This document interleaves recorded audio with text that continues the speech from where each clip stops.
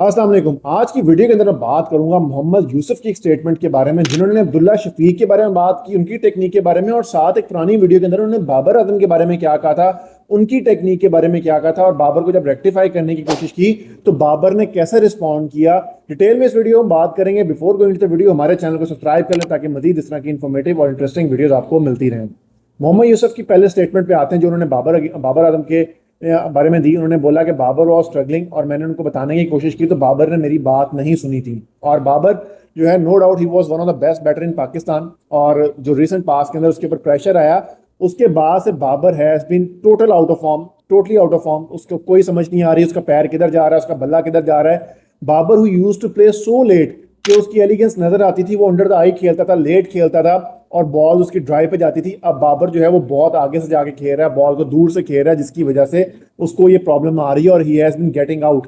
और स्पिनर के खिलाफ बहुत अच्छा खेलता था। उसके स्टांस के हवाले से अगर देखें तो पहले थोड़ा सा इसका इस तरह स्टांस था कि उसका जो फ्रंट फुट था वो थोड़ा सा पीछे रहता था। अब जो है वो बहुत क्लोज आया हुआ है, जिसकी वजह से उसकी ट्रिगर मूवमेंट वो इफेक्ट हुई है, अंदर आती बॉल पे जो है वो फंस रहा है। तो बहुत सारी चीजें हुई हैं बाबर की, और बाबर इसमें खुद कल्प्रेट है। कहते कोई शहर के लोग भी जालम सा, को सानू भी मरना शौक थी। बाबर ने अपनी क्रिकेट को खराब किया, बाबर का पेट निकला हुआ था, फिटनेस के मसाइल आए बाबर को। नसीम शाह भी उसके साथ इन्वॉल्व हो गया, और ये पाकिस्तान क्रिकेट के अंदर बजाय बेहतरी आने के बाबर ने अपने जो हीरोज थे विराट कोहली या बी डिविलियर्स, उनको नहीं उनसे उनसे नहीं सीखा, उनकी फिटनेस के ऊपर नहीं देखा।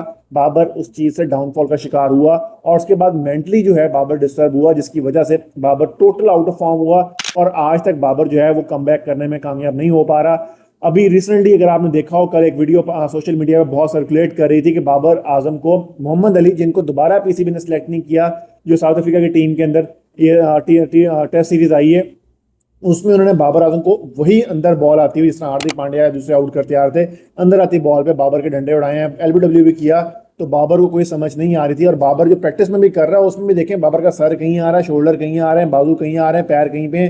तो बाबर को लग नहीं रहा कि वो classy player what he used to be, जिसकी नासिर हुसैन तारीफें करता था, बाकी प्लेयर्स तारीफें जो कमेंटेटर्स कर रहे होते थे, बाबर वैसा बाबर बिल्कुल नहीं लग रहा। आई होप कि बाबर अच्छा स्कोर करे, एक इनिंग्स और दो इनिंग्स जो है उसमें अच्छा परफॉर्म कर गया तो उसकी फॉर्म भी वापस आ जाएगी, फुटवर्क भी वापस हो जाएगा, सारा कुछ जो है पुठियां सदियां पैन लापनी है, तो वो एक आई होप सो के हो जाए। लेकिन मोहम्मद यूसुफ ने जो बोला कि मैंने उसको कहा तो बाबर ने मेरी बात नहीं सुनी थी, तो ये एक बहुत बड़ा अलमी है। और जो उनके बारे में अब्दुल्ला शफीक के बारे में उन्होंने बात की, उन्होंने बोला कि अब्दुल्ला शफीक के टेक्निकल फ्लॉज हैं, he is not technical correct batsman, और उसके ऊपर काम करना चाहिए। लेकिन अनफॉर्चुनेटली पाकिस्तान के अंदर देखें कि एक बंदा जो टेक्निकल इश्यूज फेस कर रहा है, सम टाइम हो जाता है, आप पहले बहुत अच्छा खेल रहे थे लेकिन एक इनिंग्स, दो इनिंग्स, चार इनिंग्स के बाद आपकी वो फॉर्म जो है, आपकी बॉडी रिस्पॉन्ड करना बंद कर जाती है, जो चीज़ आप पहले अच्छी कर रहे थे वो आपसे खराब होना स्टार्ट हो जाती है।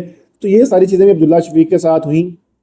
ही was a very beautiful player, use to be a very good player, और लेकिन उसके बाद जैसे ही आउट ऑफ फॉर्म हुआ, काफ़ी सारे अंडे भी इकट्ठे खाए, तो उसकी बेसिस के ऊपर उसका कॉन्फिडेंस उसका भी शटर हुआ, और टेक्निक के अंदर प्रॉब्लम्स आई। अब बैठ के बाहर मोहम्मद यूसुफ टीवी के ऊपर बैठ के आइडेंटिफाई कर रहे हैं, लेकिन मसला ये है कि रेक्टिफाई कौन करेगा। आइडेंटिफिकेशन तो हो रही है, रेक्टिफिकेशन नहीं हो रही, जिसकी बेसिस के ऊपर पाकिस्तान क्रिकेट कॉन्टिन्यूसली डाउनफॉल का शिकार है। अगर हमारे फास्ट बॉलर की इंजरी हो जाती है वो हम खराब कर देते हैं, हमारे बैटर जो हैं उनको उनके सज्जे घोड़े का ऑपरेशन करना होता है, हम खब्बे कर देते हैं।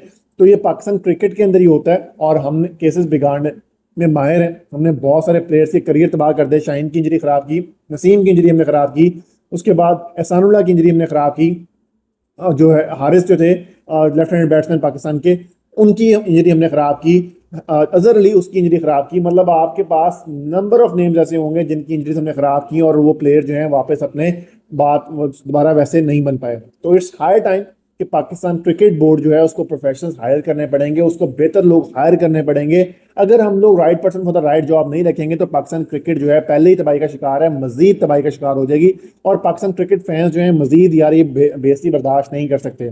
पाकिस्तान इस टाइम कॉन्टिन्यूसली डाउनफॉल का शिकार है, और इट्स हाई टाइम कि जो हमारे एक्स प्लेयर्स हैं जो बैठ के साथ टीवी पे तबसरे कर रहे हैं, इनको इंडिविजुअल तौर पे जाके ग्रास रूट लेवल के ऊपर काम करना स्टार्ट करना चाहिए, ताकि पाकिस्तान के अंदर एक टैलेंट बढ़े।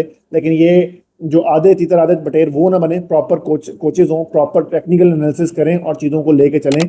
अगर आप किसी चीज़ में अच्छे तो लाजमी नहीं कि आप उसको बताने में भी उतने ही अच्छे हों, तो हमें प्रोफेशनल्स हायर करने पड़ेंगे, बेहतर करना पड़ेगा। और बाबर के लिए भी ये मेक और ब्रेक सीरीज हो सकती है। अगर बाबर इस सीजन परफॉर्म ना किया तो बाबर के लिए बहुत बहुत ज़्यादा मुश्किलात खड़ी हो सकती हैं। बाबर को आगे टेस्ट टीम से भी ड्रॉप किया जा सकता है। 23 की एवरेज चल रही है बाबर की रिसेंट पास के अंदर, तो that is not a good sign for Babar इधर।